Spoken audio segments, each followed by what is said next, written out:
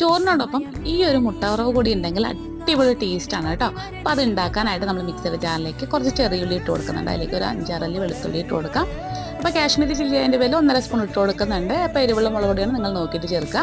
1/2 spoon പെരിഞ്ജീരകപ്പൊടിയും 1/2 spoon garam മസാലയും ഒരു ചെറിയൊരു ഈ ഒരു നെല്ലിക്ക വലുപ്പത്തിൽ പുളി ഇട്ട് കൊടുക്കുക. ജസ്റ്റ് ഒന്ന് ക്രഷ് ചെയ്തെടുത്ത് മാറ്റി വയ്ക്കാം. ഇനി നമ്മളൊരു ചീനച്ചട്ടിയിലേക്ക് വെളിച്ചെണ്ണ ഒഴിച്ച് കൊടുത്തിട്ട് ഒരു 4 മുട്ട നമ്മൾ ഇതുപോലെ ഒന്ന് ചിക്കി പൊരിച്ചെടുക്കുന്നുണ്ട്. അതിലേക്ക് നമുക്ക് ആവശ്യത്തിന് കുരുമുളക് പൊടി ഉപ്പൊക്കെ ചേർത്ത് കൊടുക്കാം കേട്ടോ. എന്നിട്ട് ഇതൊന്ന് മാറ്റി വയ്ക്കാം. ഇനി വേറൊരു പാനിലേക്ക് നമ്മൾ വെളിച്ചെണ്ണ ഒഴിച്ച് കൊടുത്ത് കടുക് പൊട്ടിച്ച് കുറച്ച് വറ്റൽമുളക് ഇട്ടിട്ട് ഈ ഒരു മസാല നമ്മളിതിലേക്ക് ചേർത്ത് കൊടുക്കുന്നുണ്ട്.